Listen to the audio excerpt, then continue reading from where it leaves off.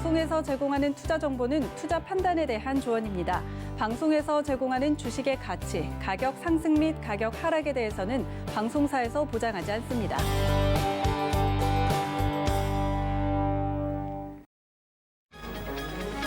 이 시각 헤드라인 뉴스입니다. 애플이 현대차와 손잡고 자율주행 전기차 애플카를 출시한다는 보도가 나왔습니다.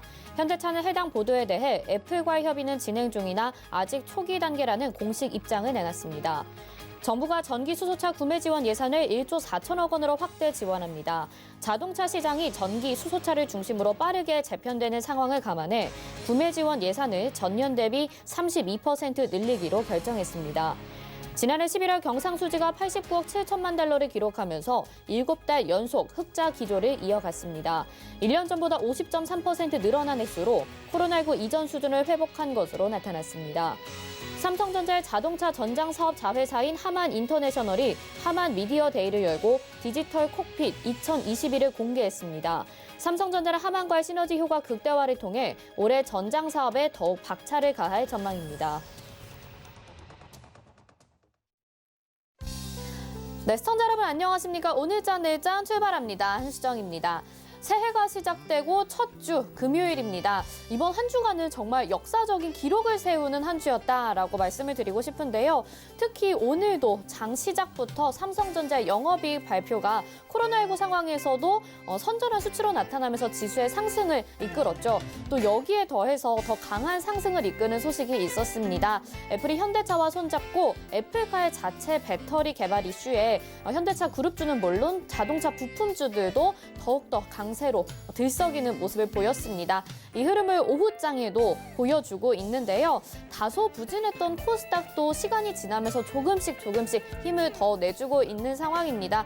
그야말로 계속해서 수익을 낼 수 있는 장이 이어지고 있는데 실제로 수익으로 직결이 되고 계신지 모르겠습니다. 이렇게 이슈도 많고 종목들도 볼 게 많은데 여러분들의 수익과 함께 직결해 보시면 어떨까요? 저희 02-3153-2611 그리고 2612번 그리고 100원의 정보 이용료 부과되는 샵 0082번으로 문의 주시면 이어서 종목 상담도 가능합니다. 또 금일 본 방송에서 제공해드리는 정보는 투자 판단에 대한 조언입니다. 해당 종목의 가치와 수익률 보장해드리진 않는다는 점 참고하시기 바라겠습니다. 자, 그러면 먼저 오늘장 어떤 이슈들이 있는지 알아보도록 하겠습니다. 레몬 리서치 김민수 대표 연결돼 있습니다. 안녕하세요. 네, 안녕하십니까. 네, 오늘도 코스피 시장의 흐름이 좋습니다. 3,100선 이렇게 돌파를 했고 어제 이제 간밤 미국장도 모두 3대 지수 신고가 경신을 하면서 마감이 되었습니다. 이제 블루웨이브가 현실화되면서 유동성 자금이 더 많이 들어올 것이다라는 긍정적인 전망들도 나오고 있는데요. 어떤 섹터, 종목들 더 눈여겨봐야 할지 하나씩 짚어봐 주시기 바랄게요. 네, 블루웨이브 관련된 얘기는 하도 많이 들어보셔서 잘 아실 겁니다. 일단 중요한 핵심만 딱딱 집어서 말씀드리게 되면요. 일단 블루웨이브는 넥타이가 파란색이어서 민주당은 파란색입니다. 그러다 보니까 그에 따른 어떤 대통령까지의 민주당의 바람이 불고 있다라는 관점들이 지금 가장 눈여겨보는 부분들인데 그중에서 일단 바이든 대통령의 공약과 관련된 쪽에서 어떤 힌트를 찾아보면서 하나씩 말씀드리게 되면요. 일단 지금 경제나 산업 관련된 쪽에서 얘기 나오는 부분들은 증세나 IT 거대 기업 규제 얘기들이죠. 이쪽은 그전부터 후보였을 때부터 계속 얘기가 나왔던 부분들이고 너무 많이 얘기가 나오다 보니까 이제 설마 하겠어라고 하는 부분들도 있는데 지금 같은 경우는 일단 하긴 할 것 같습니다만 지금 현재는 경제 정상화가 더 먼저죠. 그러다 보니까 이런 부분들이 확인이 돼야 그 다음에 다음 국면 쪽에서 어떤 회복된 경제 위에 토대를 이제 민주당 그리고 또 바이든 대통령의 의도대로 맞춰가지 않을까 생각되고 있기 때문에 일단 그건 나중 문제다라는 쪽으로 해석을 하고 있는 상황들이고요. 특히 지금 상원까지 다 민주당이 우세를 한다고 하더라도 만약에 이제 중요한 이런 법인세 관련된 쪽이나 감세 관련된 쪽 이쪽을 어떤 의안에 올려서 통과시키기 위해서는 저희가 보통 얘기하는 필리버스터죠. 이런 쪽의 절차가 우리나라보다 훨씬 더 복잡합니다. 그렇기 때문에 번잡한 절차에도 이걸 다 통과시켜서 법안으로 나간다라고 할 수 있는 게 과연 될 수 있을지는 아직은 또 지켜봐야 된다라는 입장도 상당히 많은 상황들이고요. 그러다 보니까 또 하나 지금은 취임식이 1월 21일인데 그 이후에 정기부양책이 본격화될 가능성에 더 시장은 무게를 두고 있고 그렇게 되면 이제 연준의 통화 정책 외에 재정 정책까지 가세가 돼서 이제 경기 부양을 한다. 그러면 당연히 어떤 유동성이 더 커지는 흐름들 쪽에서 인플레에 대한 가능성들이 좀 더 커지고 있는 그런 부분들이죠. 게다가 또 현금을 추가 지급 이번에 $600를 하는 부분에서 $2,000대까지 증액 얘기가 많이 나왔었는데 일단 취임 이유를 보자라고 하다 보니까 더 금액이 커질 수도 있다는 쪽에서 무게를 두고 있는 상황들이고요. 그밖에 이제 무역 쪽을 한번 살펴보게 되면은 일단 이제 바이든 후보가 이제 대중 정책과 관련된 즉 보호무역주의 쪽에서 어떤 식의 시각을 가져가느냐라는 부분들이 가장 눈여겨볼 수 있는 상황들인데 지금 최근에 나오고 있는 얘기들은 계속 대중 강경 노선은 유지하고 있는 입장들이죠. 그런데 조금 더 바뀌는 부분들이 일단 어떤 동맹국과 같이 협업을 해서 어떤 중국을 견제하겠다라는 입장이라고 하게 되면 어떤 지금 과거의 트럼프 대통령의 좀 독단적인 흐름들보다는 조금 더 어떤 체계적으로 그리고 또 어떻게 보면 규제를 하긴 하되 어떤 동반자의 인식을 같이 하면서 움직인다라고 하게 되면 동반자라기보다 어떤 파트너죠. 어떤 그런 쪽에 대한 중국의 인식 변화가 나올 수도 있지 않을까라는 쪽도 얘기가 나오고 있는 상황들인데 그렇게 되면은 지금 그에 따른 변화와 함께 나오는 게 위안화의 환율이죠. 특히 가파르게 위안화가 절하됐던 부분들이 이번에 한 그 무역 갈등이 처음으로 나왔었을 때 직전 때까지 지금 서서히 이어지고 있다라고 하게 되면 시장에서는 바이든 대통령이 그전과는 좀 다른 트럼프 대통령과는 다른 모습을 보이지 않을까로 좀 생각을 하고 있는 부분들이고요. 그와 함께 또 헬스케어 쪽은 당연히 지금 바라봐야 될 부분들이 오바마 헬스케어의 연장이다라고 하게 되면 약가 인하죠. 그에 따라서 펼쳐질 수 있는 바이오 시밀러 관련된 쪽에 바이오주에 대한 기대감도 상당히 높아지고 있는 흐름들이고요. 그와 함께 또 마지막으로 환경 인프라 관련된 쪽은 일단 시장에서 가장 많이 움직이는 쪽입니다. 무엇보다 환경 쪽을 강화하게 친환경 쪽에 대한 기대감이 높다라는 부분들 쪽에서 이에 산업을 육성하는데 그냥 지구를 살리자 지구가 아파하고 있다라는 쪽에서 친환경이 아니라 어떤 일자리 창출과 같이 연결돼서 산업의 육성이 나올 가능성이 높다는 쪽에 포인트를 맞춰봐야 될. 그렇게 되면은 SOC 인프라 투자가 적극적으로 이어지면서 경기 회복, 특히 일자리 회복과 같이 연결돼서 나올 수 있는 부분들에 포인트를 더 맞춘다라는 부분들로 봐야 될 상황이기 때문에 이에 따른 변화도 같이 확인을 해봐야 될 상황으로 보여지고 있고요.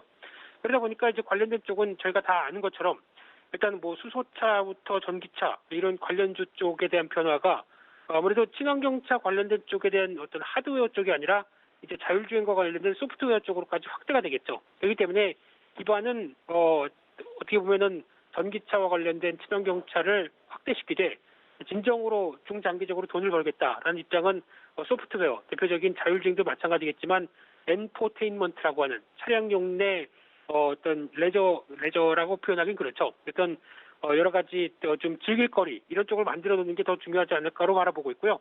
그밖에 이제 신재생 에너지 관련된 쪽에 대한 얘기는 상당히 많이 나오고 있기 때문에 이 관련주들 부각을 봤는데 솔직히 좀 많이 올라와 있습니다. 그렇기 때문에 계속 이제 앞으로 뚜껑을 열고 정책이 시행되면서 나오는 실적 수혜가 실질적으로 나오느냐 이 부분을 더 시장은 바라볼 걸로 보여지고 있고요. 특히 이제 인프라 투자 확대 관련된 쪽은 일단 경기 민감과 직결되어 있는 상황들이죠. 그러다 보니까 이 철강화학 건설기계, 건자재 이런 쪽까지 경기 민감 섹터와 같이 움직일 수 있는 기반이다라는 쪽에 대해서 계속 관심 있게 봐야 될 것 같고요. 우리도 마찬가지겠지만 미국도 그리고 글로벌 전반적으로 인프라 투자는 이제 코로나19가 거의 어느 정도 좀 수그러지기 시작하면서 본격적으로 나올 수밖에 없다는 부분들 꼭 체크해야 될 것 같고요. 마지막으로 인플레이션 관련된 부분들은 이제 정상화로 무게가 둡니다. 그러니까 즉 어떤 심한 경기 위축에서 나오는 변화에서 이제 정상화되는 흐름들로 나온다라고 되면 금리가 이제 점진적인 상승세로 바뀔 때 이에 따른 가장 큰 수혜는 금융주겠죠. 이런 쪽에 대한 변화도 계속 체크할 필요가 있다라고 보여집니다. 네, 뭐 계속해서 이렇게 바이든 정부가 들어서면서 친환경이나 여기에 관련된 수혜주들은 많이 언급을 해주셨던 것 같습니다. 그런데 실질적으로 이것이 적용을 받을 수 있을 것이냐에 대해서는 시간적으로 좀 살펴봐야 될 것 같고요. 경기 민감주까지 살펴보자 이렇게 정리해 주셨네요. 이제 이렇게 지수가 3,000포인트에 안착을 하게 된 것 같습니다. 거래소 지수가 3,100포인트를 넘어섰는데 이렇게 된 이후에 전기, 화학, 그리고 자동차 이렇게 세 가지 차화전 랠리가 또 꼽히고 있습니다. 있어요. 과연 화학, 전기, 자동차 이 세 가지 주목할 만한 변수는 또 어떤 것이고 앞으로 투자 전략 어떻게 세워야 될지도 자세히 설명 좀 해주세요. 네, 일단 3,000포인트가 도래하는 가장 큰 주역이 차, 화, 전이었죠. 그러다 보니까 이에 따른 기대감들이 오늘은 또 삼성전자 실적 발표보다 현대차 이슈가 더 커지는 상황들 쪽에서 일단 지금 무엇보다도 과거에 뭐 BBIG가 작년에 대세였다라고 하게 되면 이제는 또 분위기가 바뀌는 상황들이죠. 그런데 일단 그래도 BBIG 쪽에서는 그래도 인터넷 관련된 플랫폼 쪽은 계속 봐야 되지 않을까라는 쪽에서 카카오는 계속 눈여겨보셨으면 좋겠고요. 그와 함께 또 일단 지금 자동차, 화학, 전기, 전자 이쪽 관련된 쪽에서 자동차는 앞서 말씀드린 것처럼 이제 지금 당장의 판매량에 초점을 맞추는 부분들은 아닙니다. 당연히 아직까지는 판매량이 회복이 되기 덜한 모습들인데 이 판매량은 중국이 또 관건이겠죠. 이런 쪽에 대한 회복세와 함께 일단 친환경 시장에 대한 성장을 그대로 먼저 좀 약간 땡겨서 선반영하면서 움직이고 있다는 쪽에 포인트를 맞춰야 될 것 같고요. 이 화학 쪽은 일단 단순하게 석유화학 쪽은 아니라고 생각되고 있고요. 물론 석유화학 관련된 쪽에 대한 보통 스프레드가 벌어지면서 수요까지 회복되다 보니까 강한 호황에 대한 분위기가 높은데 일단 여기를 떠나서 좀 더 확대를 시키기 시작하게 되면은 경기 민감 관련된 대표적인 산업재, 소재까지도 모두 다 이쪽에 포함을 시켜서 움직이는 전략들이 더 맞지 않나 생각이 들고 있고요. 마지막으로 전기 전자 같은 경우는 일단 대표적인 반도체겠죠. 이쪽에 대해서 기대감이 상당히 높아지는데 마찬가지로 지금 보여지고 있는 D램 가격들로는 아직 지금 현재 삼성전자나 반도체 관련주의 주가를 설명할 수는 없겠죠. 일단 지금 기반은 올해 1분기 때부터 다시 D램 가격이 올라온다. 그리고 그 이후부터 호황이 이어질 것이다라는 부분들이 반영이 돼 있고요. 게다가 더 중요한 부분들은 비메모리 반도체에 대한 성장성, 특히 지금까지는 삼성전자가 메모리 시장에 좌지우지되는 반도체 동향을 보여줬었는데 지금부터는 이제 비메모리 쪽이 훨씬 더 메모리보다 많이 영역이 더 올라오다 보니까 그에 따른 변화를 좀 더 기대한다라고 하게 되면 지금부터는 IT 쪽에서 반도체는 비메모리 쪽으로 좀 더 신경 쓰면서 시장 흐름들을 끌고 가는 게 맞지 않나라는 생각이 들고 있고요. 그러다 보니까 일단 지금은 주가가 많이 올라왔습니다. 그런 관점 쪽에서 단기적으로 주가에 대한 상승은 부담이다. 3,000선 이상은 부담이다. 뭐 이런 여러 가지 얘기도 있다고 하더라도 일단 이런 유동성이 강한 시장에서 여기가 고점이고 이제 조정 나온다. 이걸 함부로 예측할 수가 없습니다. 그렇기 때문에 어떤 시장의 매크로한 부분들, 즉 지수와 관련된 부분들은 아직까지는 뭐 움직이는 대로 놔둬야 되겠죠. 먼저 섣불리 움직였다가 그래서 또 내일 조정 나올 것 같아서 미리 팔았다가 보면은 오히려 그 다음날 또 올라갈 때는 약간 또 어떻게 보면 공백 상태가 공허한 상태가 돼버리죠. 그런 관점 쪽에서 지금 움직이고 있는 시장의 어떤 재평가들, 대표적으로 한국은 제조업 강국이기 때문에 여러 가지 시장이 공급 라인이 무너지면서 변화가 나와서 수요가 빨리 회복되는데 그에 따라서 대처할 수 있는 가장 대표적인 국가는 한국이다라는 어떤 분위기 쪽에 어떤 산업들이나 제조업들이 상당히 많이 위치되어 있죠. 이런 쪽에서 재평가가 나오고 있다는 관점 쪽에서 초점을 맞추면서 지켜보셔야 될 것 같고요. 그렇게 되면은 일단 지금 또 유동성 같은 경우도 지금 예금 적금만 따져도 750조입니다. 이 중에서 10%만 만약에 머니무브가 이어진다고 하더라도 지금 예탁금 정도가 또 들어온다는 얘기겠죠. 그렇게 되면은 여전히 유동성에 대한 흐름은 계속 확인할 필요가 있는데 그러다 보니까 일단 지금은 증시의 조정에 대한 신호가 나오기 전까지는 계속 일단은 포트폴리오를 계속 특히 엉덩이가 무겁게 가지고 가야 일단 강세장을 충분히 향유할 수 있는 모습이 나오지 않나 이렇게 생각이 들고 있습니다. 네, 이렇게 시장에 좀 몸을 담는 전략이 필요할 것 같습니다. 오늘 말씀 여기까지 듣겠습니다. 고맙습니다. 네, 감사합니다. 네, 지금까지 레몬 리서치의 김민수 대표와 함께했습니다. 이어서 이 시각 객장 상황은 어떤지 알아보도록 하겠습니다. 메리츠증권 강남금융센터 정영훈 과장 연결돼 있습니다. 안녕하세요. 네, 안녕하세요. 네, 현재 객장 상황 어떻습니까? 네, 우선 이 시각 수급 주체별 매수상위 종목을 살펴보면 외국인 투자자들은 코스피 시장에서 삼성전자, 카카오, GS건설 등을 순매수하고 있고요. 코스닥 시장에서는 스튜디오 드래곤, CJENM, HLB 등이 매수상위 종목에 올라와 있습니다. 기관 투자자들은 코스피 시장에서 네이버, 현대차, 삼성 SDI 등을 순매수하고 있고요. 코스닥 시장에서는 MC넥스, 텔레칩스, 솔트룩스 등이 매수항의 종목에 올라와 있습니다. 전반적으로 오늘 수급 동향을 보게 되면 이제 IT를 비롯해서 자동차 또 인터넷 업종 중심으로 외국인과 기관 투자자들의 매수세가 좀 유입이 되고 있는 상황이다라고 보시면 될 것 같습니다. 오늘 그래도 외국인들이 좀 담아주기 때문에 시장이 안정적으로 지수를 버티고 있는 것 같고요. 오늘 시장 한마디로 어떻게 정리를 해볼 수가 있을까요? 네, 오늘 한마디로 미국의 그 민주당이 이제 상하원을 이제 장악을 하면서 그동안 이제 제기됐었던 정치적인 좀 불확실성이 좀 해소가 되면서 시장 상승이 이어지고 있다라고 볼 수가 있겠습니다. 특히나 이제 오늘 국내 증시 같은 경우에는 삼성전자가 오늘 잠정 실적 발표를 했는데요. 예상을 하회한 실적을 발표했음에도 불구하고 좀 향후 기대 심리가 좀 이어지면서 삼성전자 추가적인 상승세가 좀 나오고 있고, 이를 비롯해서 오늘 이제 현대차 같은 경우에 애플과 전기차 생산 협력 논의 보도가 좀 나오면서 자동차 업종을 비롯해서 2차 전지 또한 이제 네이버 같은 인터넷 업종이 강세에 힘입어서 오늘 코스피 지수가 3,100포인트를 좀 돌파하고 있는 그러한 지금 모습이 좀 나타나고 있다. 보시면 될 것 같습니다. 그렇지만 오늘 반대로 이제 코스닥 시장 같은 경우에 좀 약세 흐름을 좀 보이고 있는데요. 오늘 실질적으로 현대차 그룹주를 제외하면 코스피 시장 같은 경우에도 상승 종목 수보다 또 하락 종목 수가 많은 상황이고, 특히나 이제 코스닥 시장은 상승 종목 수보다 오늘 하락 종목 수가 2배 이상 그런 많은, 현재 오늘 같은 경우에 지수는 상승하고 있지만 하락하는 종목 수는 많은, 그러니까 체감 지수는 상당히 좀 안 좋지 못한 그러한 상황이다라고 볼 수가 있겠습니다. 네, 이번 한 주는 또 이렇게 마무리가 됐습니다. 다음 주는 어떻게 전망하시나요? 네, 앞서 말씀드린 것처럼 현재 계속해서 지수는 상승하고 있지만 삼성전자, 현대차 같은 이런 대형주 쪽으로의 그런 수급 쏠림 현상이 좀 이어지면서 실질적으로 좀 하락하는 종목 수가 그런 많은 상황입니다. 즉 최근에는 이제 업종별 순환매와 또 이제 개별 종목 장세가 계속해서 지금 이어지고 있는 상황이기 때문에 지수와 상관없는, 즉 이제 개별 종목 장세가 다음 주에도 좀 이어질 가능성이 높지 않을까 그렇게 보고 있고요. 특히나 지금 미국 민주당이 이제 블루웨이브가 실현되면서 당분간은 2차 전지를 비롯한 이런 친환경 관련주 쪽으로 계속해서 좀 수급이 유입될 가능성이 있기 때문에 그러한 좀 친환경 관련주 쪽으로 주목을 해보시면 좋지 않을까 그렇게 생각하고 있습니다. 네, 계속해서 친환경 관련주 그중에서도 또 블루웨이브에 따라서 말씀해 주셨습니다. 오늘 말씀 여기까지 듣겠습니다. 고맙습니다.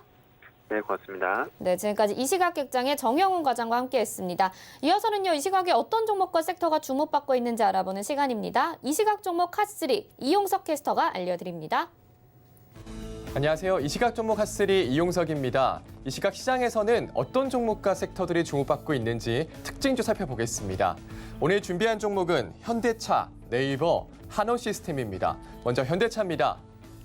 네, 현대차 현재 17.23% 상승한 24만 1,500원에 거래되고 있습니다.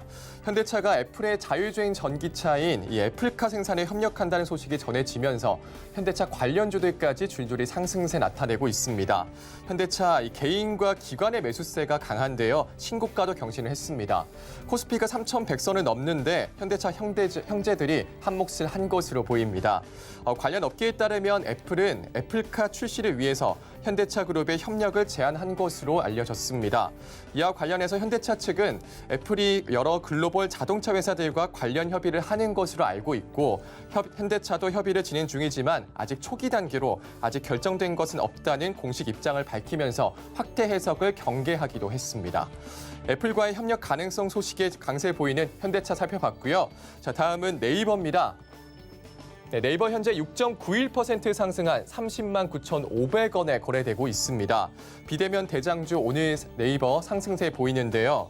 오늘 코스피 3,100선을 넘으면서 상대적으로 덜 오른 종목으로 꼽히는 데다 신사업 성장 전망도 투자 심리에 영향을 끼친 것으로 보입니다. 외국인과 기관의 매수세가 강하게 나타나고 있습니다. 앞서 네이버는 어제 LG전자와 손잡고 언택트 교육 서비스 시장에 진출한다고 밝혔는데요. 네이버 측은 LG전자와의 업무 협약으로 웨일북을 통한 디지털 교육 혁신 사례를 만들 수 있을 것이라며 향후 공동사업 범위를 더욱 확대할 계획이라고 밝히기도 했습니다. 또 오는 3월에 네이버의 라인과 야후의 통합 법인이 출범할 예정인데요. 일본에서의 고성장도 기대가 됩니다. 네이버의 지난해 4분기 영업이익은 2,905억 원으로 전년 동기 대비 5.5% 성장할 것으로 전망됩니다. 네이버 살펴봤고요. 자, 마지막은 한온 시스템입니다. 한온 시스템 현재 13.15% 상승한 18,500원에 거래되고 있습니다. 미국 증시에서 전기차 기업 테슬라의 주가가 최고가를 돌파하면서 국내 관련주 한온 시스템 주가도 급등을 했습니다. 기관이 4거래일 연속 순매수를 하고 있습니다. 한온 시스템은 자동차 열관리 시스템에서 일본 덴소에 이어서 세계 점유율 2위 기업입니다.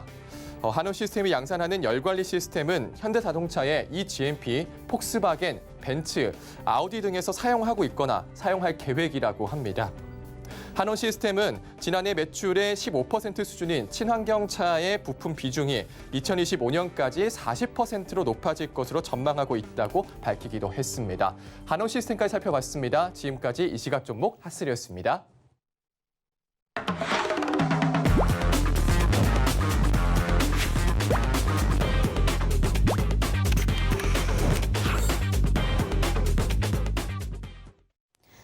네, 하체기의 낙하체기 시간입니다. 누구나 알고 있는 뻔한 전략이 아닌 잔뼈 굵은 전문가가 제시해주는 중국 시장 이야기 들어보는 시간 갖겠습니다. 하체기 위원님 나오셨습니다. 안녕하세요. 네, 안녕하세요. 하체기 위원입니다. 네, 위원님 우리가 계속해서 중국 시장에 대해서 이야기를 하고 있는데 접근은 하고 싶은데 사실 좀 걱정이 되거나 못 믿었다라고 생각이 되는 부분들도 있기는 해요. 안 그래도 또 미국 시장에서 이 중국 통신 3사 상장 폐지 이야기도 있고요. 또 전기차 업체 니오도도 퇴출이 거론이 되고 있는 상황에서 과연 우리가 중국 시장에 들어가도 되는지 이 부분 참 궁금하거든요. 어떻게 해석을 해봐야 될까요? 네, 지금 계속해서 미중 간의 갈등은 지속이 좀 되고 있습니다. 앵커님께서 말씀하신 것처럼 차이나텔레콤, 차이나모바일, 그다음에 차이나유니콘 등 통신 3사에 대한 상장 폐지가 좀 결정이 된 부분, 그리고 알리바바하고 텐센트에 대한 투자 금지 대상에 있어서 블랙리스트도 좀 생각하고 있다, 검토하고 있다라고 좀 이야기가 좀 나왔고, 또 어제 오늘 아침이라든가 어제 기사를 통해서 보시면 아시겠지만은 니오가 지금 상장이 되어 있는데, 니오가 상당히 좀 많이 올라갔습니다. 그러면서도 미국 시장에서 좀 퇴출을 좀 거론이 된다라고 좀 이야기가 됐는데요. 근데 이 차트를 보면은 기술적 분석에서 같이 차트를 보면은 최근에 중국 시장이요. 오전장은 조금 마이너스권을 거치다가 2시부터 오후장 시작이 되죠. 근데 오후장만 되면은 이게 장중에 조정을 주고 갑자기 또 올려놓은 그런 현상이거든요. 어제 같은 경우도 제가 전화 연결되어 있을 때는 분명히 보합종에, 그러니까 마이너스권의 음봉에 만들어져 있는 그런 상황이었는데 또 전화 연결 끝나고 나서는 마감에 가서는 오히려 더 강하게 올려버리는 그런 흐름을 좀 보였다. 그래서 어제 제가 말씀드린 것처럼 물론 우리가 어떻게 보면 어느 국가를 좀 투자를 하려면 신뢰가 있어야 하는 건 마찬가지입니다. 그래서 일단 엔트 그룹 같은 경우도 마인 회장에 대한 그런 안 좋은 또 악재가 좀 나왔기 때문에 이건 우리나라하고 체제가 다르기 때문에 믿을 수 없다라는 그런 부분을 조금 우리가 느낄 수가 있습니다. 근데 주식 시장이라는 것은 자금이 들어오는지 안 들어오는지가 좀 제일 중요한데요. 지금 외국인들이 중국 시장의 채권에 국채적으로 계속해서 지금 몇 개월 동안 순이익이 이루어지고 있다는 거죠. 그러면은 외국인들이 봤을 때 중국이라는 나라가 리스크가 있는데 왜 채권을 계속해서 사들일까요? 그만큼 중국 시장에 대한 게 지금 표면적으로 나와 있는 우리가 겉으로 보고 있는 현상에 대해서는 안 좋겠지만은 나름대로의 외국인들의 그 자금들은 계속해서 수개월 동안 채권을 매입을 하고 있다. 그리고 5년 연속해서 계속해서 중국 상해라든가 심천 쪽으로 해서 자금이 유입이 됐다는 것은 앞으로 중국 시장이 커질 수밖에 없다는 것을 미리 알고 대응을 하고 있다는 거죠. 그래서 우리가 많이 알고 있는 기업에 대한 그런 부분에 있어서 좀 갈등이 좀 되고 있는 그런 부분 때문에 조금 두려움이 있으신 것 같고요. 근데 20일 날 바이든 정부가 출범을 하게 됩니다.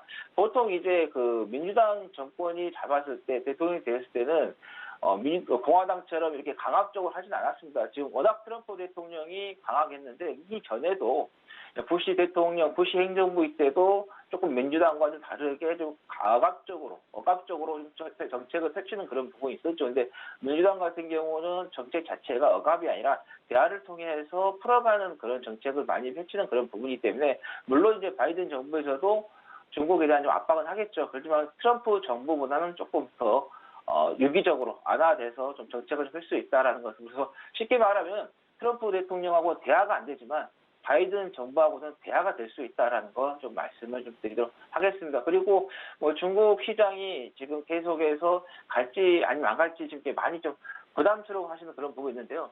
근데 우리가 그 주식 투자를 오랫동안 해보신 분들은 아시겠지만은 주가가 상승하고 나서 재료라든가 어떤 이야기가 나옵니다. 주가가 올라가기 전에 어떤 재료라든가 이야기가 나오는 게 아니기 때문에 그래서 나중에 중국 시장 같은 경우도 상승하고 나면은 그때쯤에는 아마 시장에서 중국에 대한 이야기 좀 계속해서 나올 것이고 근데 지금 기술적으로 좀 봤을 때 차트를 보세요. 월봉인데 어제도 좀 말씀드렸지만은 지금 5,178포인트에서 지금 이 사이에 보면 이 박스권에 지금 매물대가 저항대가 없다는 거죠. 그래서 저항대, 매물대가 없다는 건 쉽게 우리가 돌파를 할 수 있는 그런 부분이다. 그 부분에서는 아까 제가 말씀드린 것처럼 5년 동안 계속해서 외국인들이 중국 시장에 좀 자금이 들어왔기 때문에 외국인들은 자금이 들어온 것을 언젠가는 해소해 가겠죠. 근데 해소해 가는 데 있어서 주가를 낮춰놓고 해소하는 게 아니라 높여놓고 해소하는 그런 부분이니까 일단은 5,178포인트까지는 열려 있다라는 말씀 드립니다. 네, 뭐 바이든 정부에 대한 기대감 그리고 기술적으로도 문제가 없는 상황이다 이렇게 말씀해 주셨고요. 그렇다면 오늘의 토픽 종목 어떤 거 골라주셨나요? 네, 지난 수요일에 종목 제가 언급드렸던 종목 간단하게 한번 말씀드리고 제가 오늘 종목을 말씀드리도록 하겠습니다. 지난번에 제가 수요일에 김승전자를 말씀드렸어요. 이게 이제 테슬라하고 많이 엮여져 있는 그런 부분, 그 다음에 인공지능이라든가 자율주행하고도 좀 많이 엮여 있는 그런 흐름이다 말씀드렸는데 일단은 지금 오늘도 꼬리를 좀 달면서 움직이는 그런 부분인데 만약에 좀 다시 또 중국 시장이 오후장에는 끌어올린다고 하면은 아침장에 좀 좋았기 때문에 오전장에 좋았기 때문에 뭐 마무리 좀 좋을 수 있기 때문에 제가 말씀드렸던 그 목표가까지 한번 우리가 기다려 보자. 제가 말씀드렸던 이 목표가는 32.13 위안이 되기 때문에 이때까지 한번 우리가 좀 지켜보자라는 말씀드리겠고요. 자, 오늘 제가 여러분들께 말씀드릴 종목은 중국 남방항공이 되겠습니다. 중국 남방항공 대한민국의 그 대한항공하고 비슷한 위치에 있다. 중국에서 이렇게 보시면 될 것 같습니다. 본사는 이제 강저우에 있는데요. 558대의 항공기를 보유하면서 아시아 최대의 항공사가 되겠습니다. 그리고 최근에 중국에서 36년간 연속해서 1위를 계속해서 고수를 하고 있다. 그래서 중국 시장에서 제일 잘 나가는 항공사가 되겠다는 말씀드리겠고, 그 다음에 전 세계 1052개의 노선을 가지고 있으면서 중국에서도 가장 많은 노선을 보유하고 있다는 말씀드리겠고, 그 다음에 중국의 이제 뭐 춘추항공이라든가 뭐 저가 항공사도 있고 뭐 돈마항공도 있고 하는데요. 중국 항공사에서 유일하게 승무원을 양성하는 기관을 보유를 하고 있습니다. 그래서 중국 항공사 중에서도 가장 이 서비스 품질이 가장 높은 항공사가 바로 남방항공이 좀 되겠다는 말씀드리겠고, 우리나라도 뭐 코로나가 뭐 바이러스 문제에 있어서 백신이 나오면은 좋은 시기 되면은 기대 효과에서 움직였죠. 그리고 여행사도 움직였던 그런 부분인데 중국도 마찬가지입니다. 코로나 종식에 따라서 이 효과가 있을 것이다. 지금 중국에서는 시노팜이 지금 계속해서 이런 면역력 부분에 있어서 지금 백신 접종이 좀 되고 있는 그런 부분인데 그리고 보시면 아시겠지만은 12월 달에 중국에서의 박스오핏 매출이 34.69억 위안입니다. 기록하면서 지금 코로나19 사태 이전으로 좀 회복이 됐습니다. 그래서 점점 내수적으로는 이런 소비라든가 이런 것들이 회복이 좀 되고 있는 것도 우리가 하나의 요인으로 볼 수 있을 것 같아요. 그래서 중국의 우리나라 유럽이라든가 뭐 미국이라든가 미주 여행 다녀보시면 아시겠지만 중국인들이 없는 데가 없습니다. 그 많은 중국인들이 이 남방항공을 만약에 코로나 끝나고 나서 이용하게 된다 하면은 상당히 실적 부분에서 좋을 것으로 좀 예상이 되겠고요. 그리고 이제 실적도 지금 보시면 아시겠지만 매출액이 20년도에는 안 좋았어요. 마이너스 했기 때문에 좋지가 않은 그런 상황이었는데 앞으로는 회복이 좀 되는 그런 부분을 우리가 볼 수 있다라고 좀 말씀드립니다. 그래서 지금 이 실적 같은 경우도 보시면은 20년도에는 마이너스가 됐지만은 21년도 그다음에 22년도까지는 좋아지는 좀 흐름이 좀 보이고 있다. 자, 보시면은 매출액 같은 경우도 20년도에 보시면 아시겠지만 감소를 했어요. 근데 이제 다시 21년도부터 해서 빠르게 좀 회복을 하고, 그 다음 22년도까지도 계속 성장해 가는 그런 부분도 우리가 좀 볼 수 있다라는 거 말씀드립니다. 그래서 일단은 뭐 실적도 충분히 회복이 되고 앞으로도 좀 좋아지는 그런 부분이니까 보시면 되겠다는 말씀드리겠고요. 이제 가격적 이제 전략을 좀 말씀드리면 지금 최근에 단기적으로 지금 내려왔어요. 상당히 좀 안 좋은 흐름을 좀 보였는데 지금 보시면 이 가격대 지금 한 5.7위안 이 정도에서 한번 걸쳤다가 지금 올라갈 것으로 좀 예상이 좀 되기 때문에 그래서 오늘 환율 기준으로 했을 때 169.68 위안을 기준으로 잡았을 때요. 매수가는 5.640 위안 잡은데 우리나라 가격을 말씀드리면 956.995원이면 되겠고 자 목표가 같은 경우는 지난 9월 16일에 했죠. 6.750 위안이었던 우리나라 돈으로 따지면은 1145원 1145.34원에 좀 되겠다는 말씀드리겠고 뭐 손절은 5.520 위안 우리나라 가격으로는 936.63원이 되겠다는 말씀드립니다.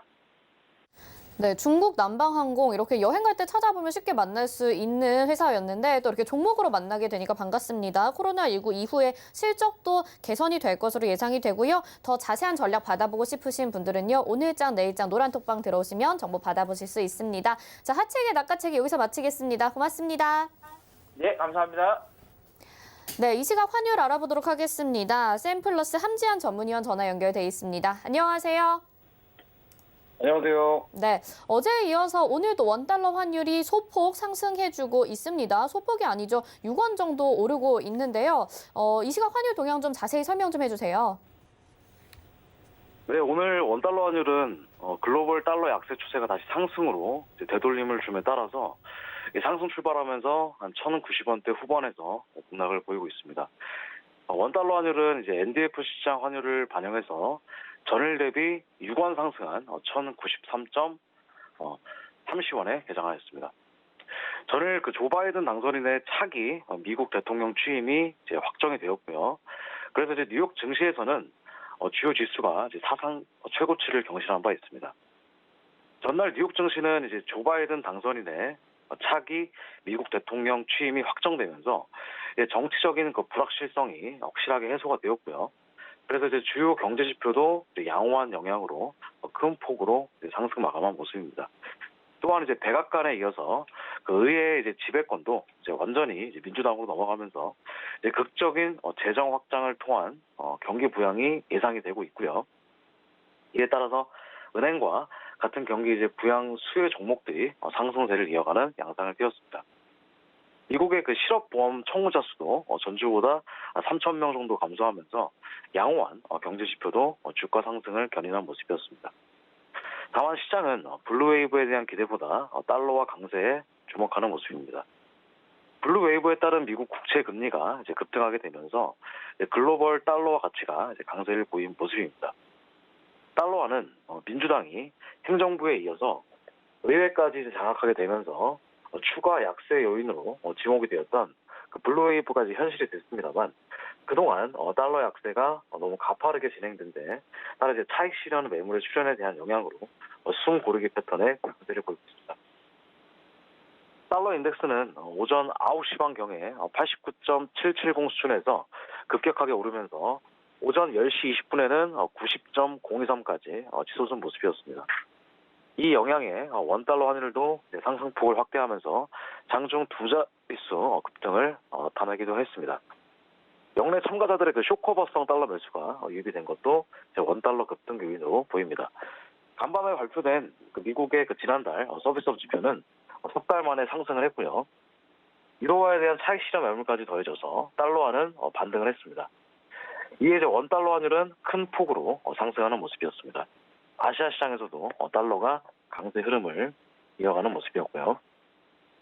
바이든 대통령 당선에 대한 의회에 대한 인증도 완료가 되면서 전문가들은 장기적으로 달러와 약세 전망을 더 부추기는 요인으로 이제 풀이를 하고 있습니다만 일부 전문가들은 이제 미국 국채 수익률이 10년물 기준으로 연 1%를 상향 돌파하는 등 급등하면서 달러화가 지금 지지가 되는데 도움을 줄 것으로 전망을 하고 있습니다. 숨 가쁘게 달려온 이제 중국 위안화의 강세도 한숨 돌리는 양상으로 중국의 외환 당국은 전날 성명을 통해서 외환시장의 무질서한 변동을 막겠다면서 외환시장 여건의 평가를 강화할 것이라고 언급하였습니다. 그래서 위안화 같은 경우는 한때 달러당 6.43 위안까지 내렸던 환율이 6.47 위안까지 호가를 상승시킨 모습이었습니다. 마침 강세 폭도 제한되는 모습을 보여줬고요. 오늘 코스피 같은 경우는 장중 3,000선을 넘은 후에도 오늘만 2%의 상승을 기록하고 있습니다. 외국인이 2,000억 원가량 그리고 개인이 2,700억 원가량 이제 순매수를 하면서 주가 상승을 강하게 견인했고요. 그래서 이제 오늘 원달러 환율은 1,100원 정도 돌파 시도 여부가 아마 중요한 것으로 보여집니다. 미국 채권금리 상승이 강달러로 연결이 된 만큼 달러 가치 흐름에 역시 주목해야 될 것으로 보입니다. 네, 블루웨이브 현실화가 달러 약세가 아닌 달러 강세로 작용이 되고 있는 상황인 것 같습니다. 오늘 환율 동향 살펴봤습니다. 오늘 말씀 여기까지 들어볼게요. 고맙습니다. 감사합니다. 네, 이 시각 환율의 함지한 전문위원이었고요. 이어서 이슈 칼럼으로 이어집니다.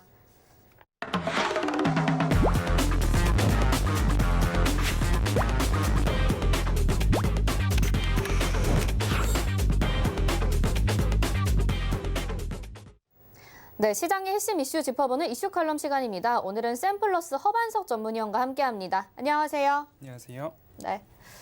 시장에 이야기해야 될 것들이 너무나도 많은 상황인 것 같습니다. 근데 이제 기술주 랠리 이야기를 먼저 해보려고 해요. 테슬라 같은 경우가 정말 멈추질 않고 있는 것 같아요. 이제 800포인트 넘어갔는데, 800달러 넘어갔는데, 이제 기술주 랠리가 계속 이어질지도 궁금한 상황입니다. 예측이 좀 어려울 것 같기도 한데 어떻게 전망하시나요? 기술주에 대한 이야기가 이제 미국 대선을 시작으로 이야기들이 많이 설왕설래가 있었습니다. 예를 들면 지금 많이들 오르내리고 있는 블루웨이브에 대한 이야기들이 있는데 먼저 이제 빅테크, 반독점 기업들을 규제를 할 것인가 말 것인가에 대한 부분들 블루웨이브가 성사가 된다라고 한다면 반독점 기업들에 대한 규제가 강화될 것이다. 조사가 들어갈 것이다.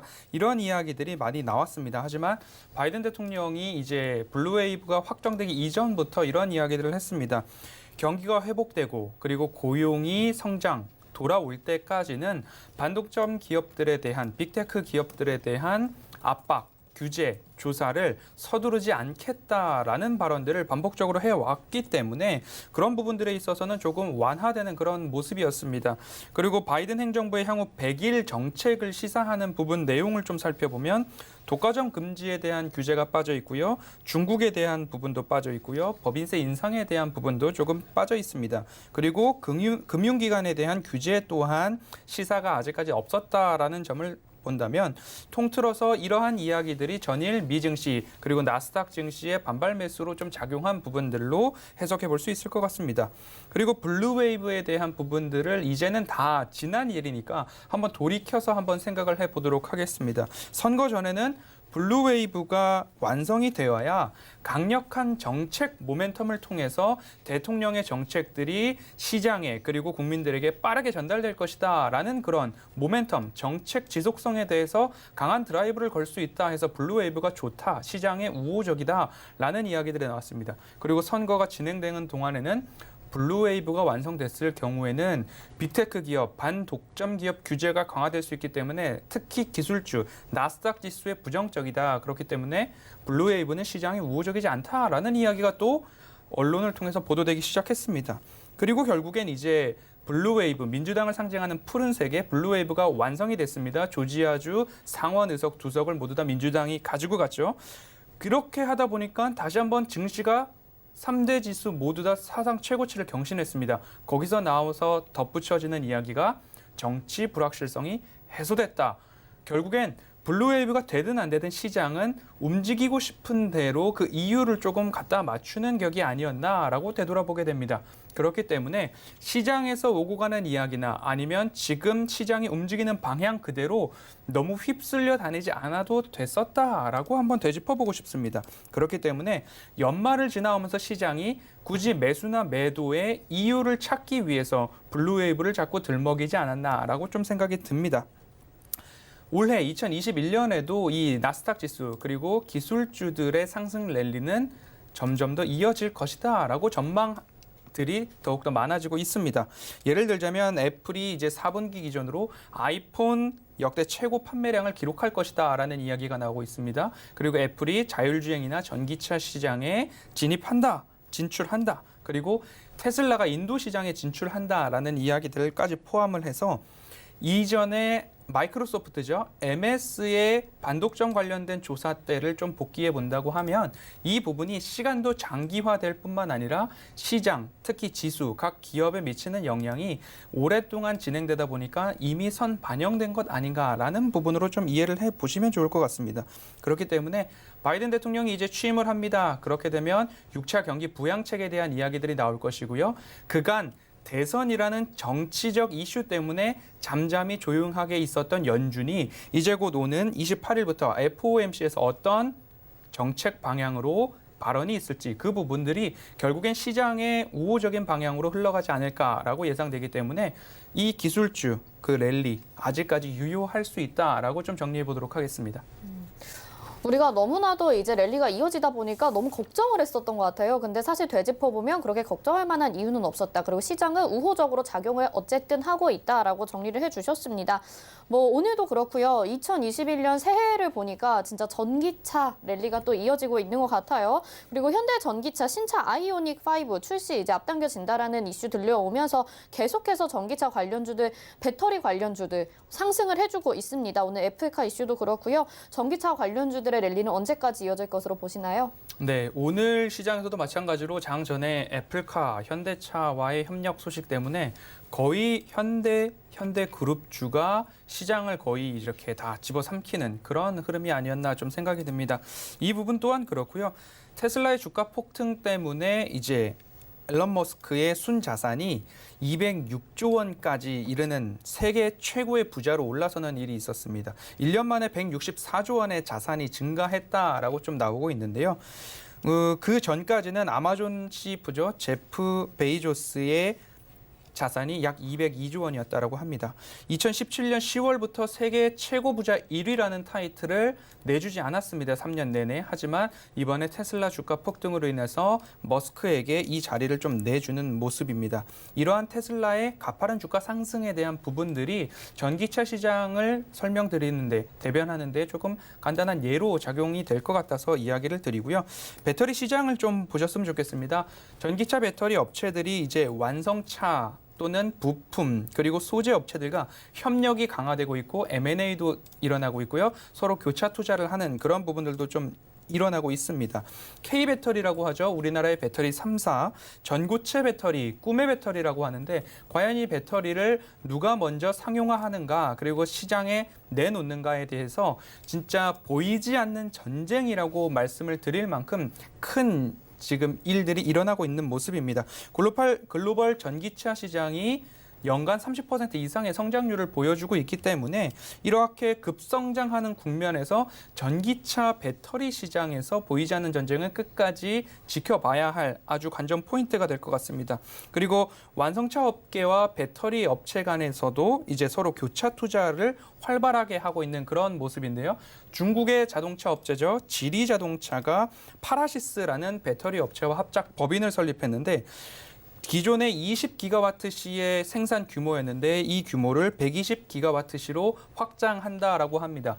120기가와트시라고 하면 숫자상으로 그렇게 체감이 되지 않는데 120기가와트시는 이제 LG화학에서 분리된 LG에너지솔루션이 글로벌 전체 생산량이 120기가와트시입니다. 그렇기 때문에 지리자동차와 파라시스의 이 합작 법인도 세계 배터리 시장을 좀 좌우할 수 있는 그런 관전 포인트가 될 거고요.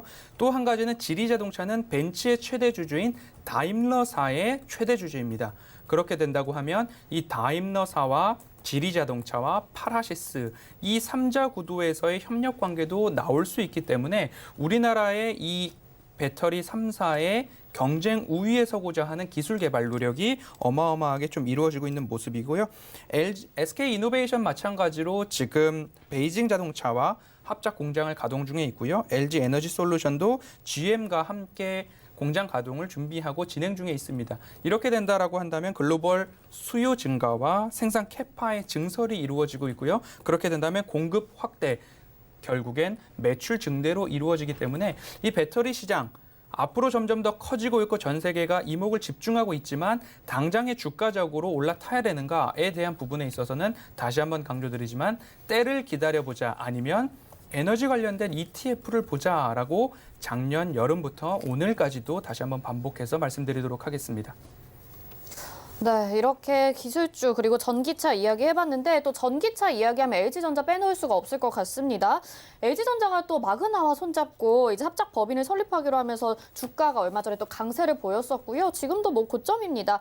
이렇게 LG전자가 전기차에 또 출사표를 던졌는데 LG전자만의 매력이 있다면 어떤 거라고 보시나요? LG전자 지금 마그나 이야기가 많이 나왔고요. 그리고 이제 구광모 회장 체제에서의 뉴 LG라는 이야기들도 나오고 있습니다.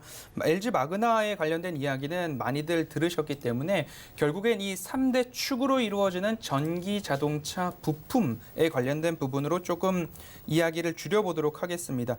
2013년부터 LG 기업에서는 이 미래 성장 동력으로 삼기 위해서 인포테인먼트를 이제 담당하고 있는 VS 사업 본부를 개설을 했고요. 2018년 오스트리아에서 차량용 헤드램프 기업인 ZKW 램프 회사를 인수했습니다. 그리고 이번에 LG 마그나와 관련된 부분, 이제 파워트레인 부분을 영업 이제 인수를 했기 때문에 결국엔 이 3대 축으로 인해서 LG전자는 자동차 전장 사업 부분에서 이제 가는 그런 흐름입니다. 구광모 회장의 이 4년차 이후 LG전자는 전자화학통신 이렇게 LG그룹이 이어져 가게 되는데 또 이제 알폰소라는 AI 인공지능 데이터 분석 기업을 인수를 했습니다. 결국엔 가전이나 데이터 컨텐츠까지도 결국엔 이렇게 확장하겠다라는 그런 흐름으로 이어지고 있는 모습입니다. 결국엔 이렇게 좀 정리를 해보자고 한다면 LG는 신성장 동력과 미래 산업을 위해서 준비해온 그런 흐름들이 이어지고 있고요. 거기에 자동차, 전장사업, 부품까지도 나오고요.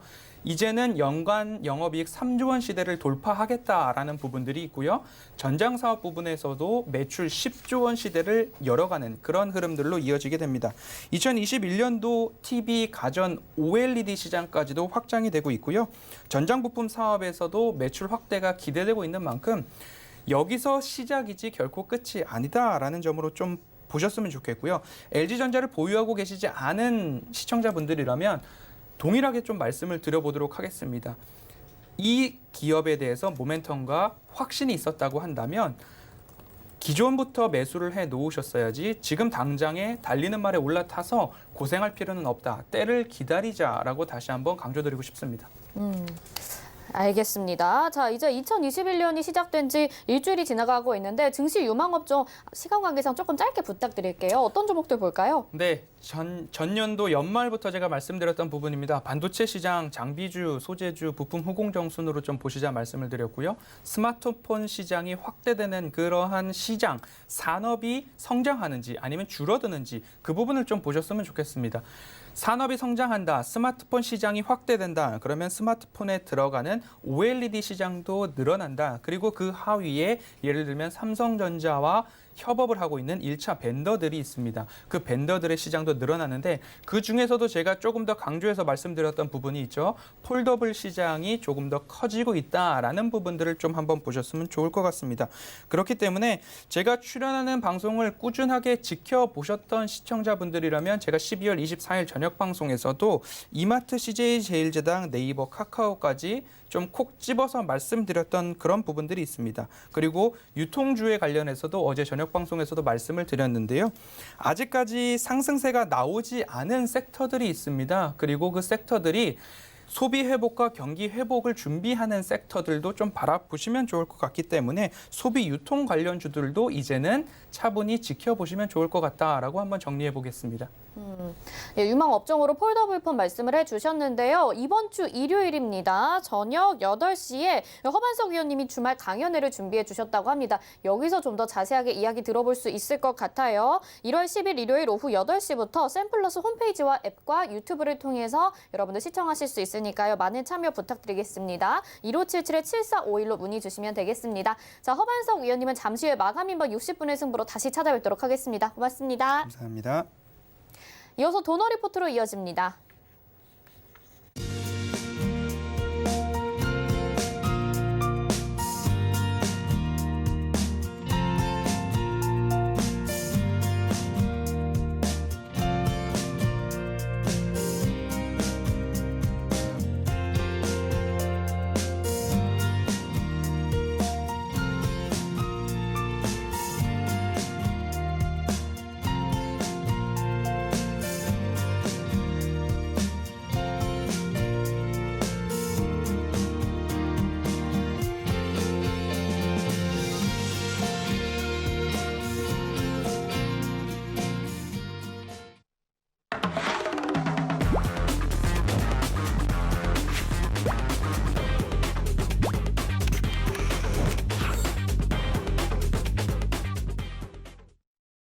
시간입니다. 오늘도 샘플러스 이주연 위원님과 함께합니다. 안녕하세요.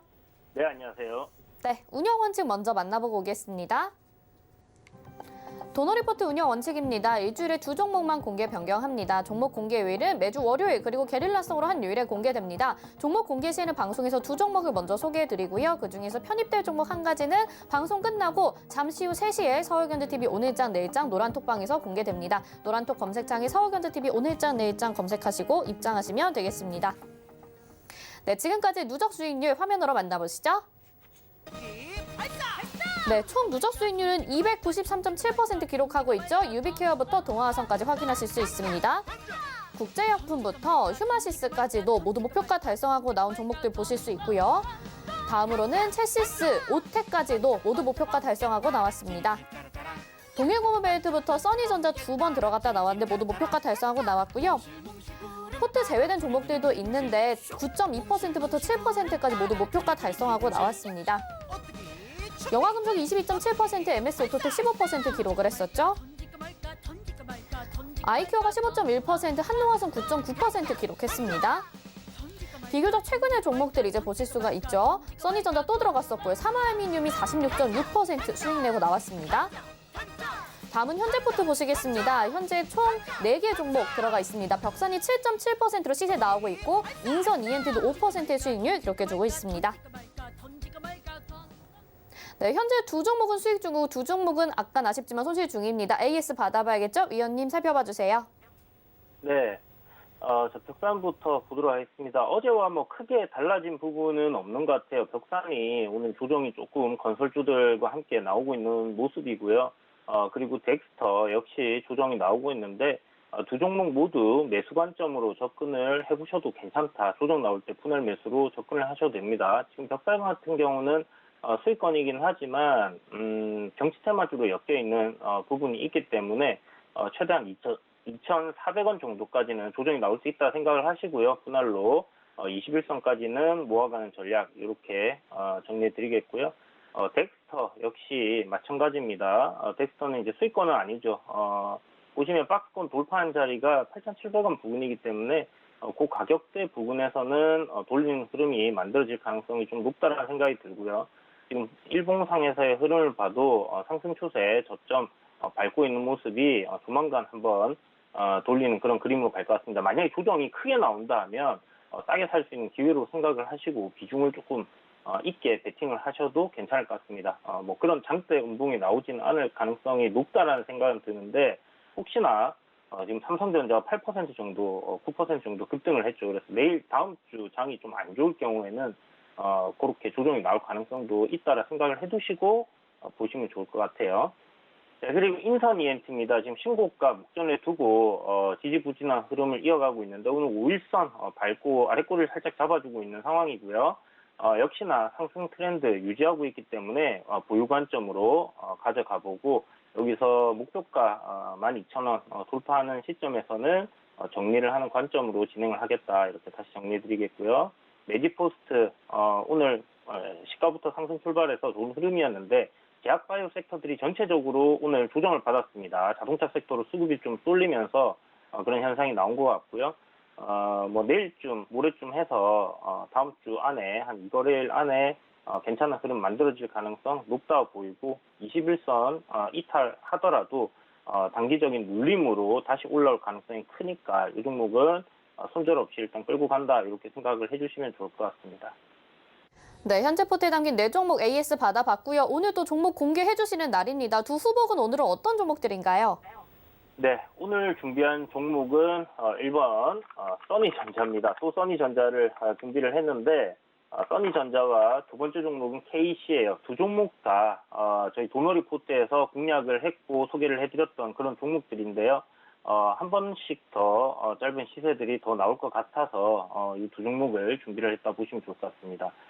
써니전자 같은 경우는 아시겠지만 안철수 관련주로 지금 엮여 있는 상황이고요. 장기 하락 추세선을 돌파하는 그런 위치에 지금 놓여 있는 상황인데 이 저항대를 돌파하는 흐름으로 이어질 가능성 상당히 높다라는 생각이 듭니다. 그래서 써니전자 오늘 음봉으로 조정 나오고 있는데 종가 매수 관점으로 한번 접근을 해보시기에 괜찮다라는 생각이 드니까 참고하시고 한번 보시고요. KEC 역시 지금 수소 관련주 해서 많이 올라왔는데요.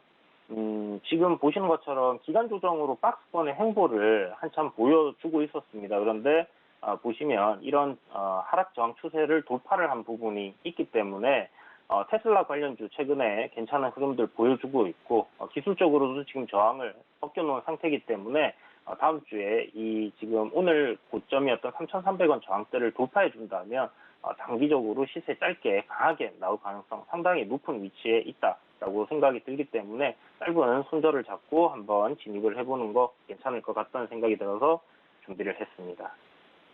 네, 두 후보군 한 가지는 또 써니전자 그리고 KEC 이렇게 두 후보군을 가지고 나오셨습니다. 이 중에서 편입될 종목 궁금하신 분들은요. 서울경제TV 오늘장 내일장 노란톡방 들어오셔서 정보 받아보시기 바랍니다. 잠시 15분 뒤에 공개됩니다. 자, 오늘 이주연 의원님 여기서 인사드릴게요. 고맙습니다. 네, 감사합니다. 금일 본 방송에서 제공해드린 정보는 투자 판단에 대한 조언입니다. 해당 종목의 가치와 수익률 보장해드리지 않는다는 점 참고하시기 바랍니다. 오늘장 내일장 여기서 마치겠습니다. 시청해주신 여러분 고맙습니다.